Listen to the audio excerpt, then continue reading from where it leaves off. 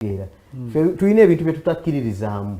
Era ebiseera nga nkyali mu UID, aba conservatives baali ba partners baffe ab'Ebungereza, government y'Ebungereza. Twakyomerako omu ku yali director wa Foreign Commonwealth Office eya Westminster Foundation for Democracy.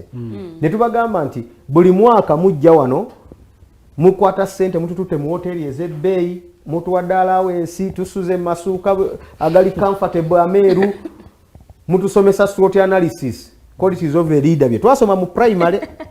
Wabula mukutte budget muvudde Ebungereza ne budget ya milioni 5,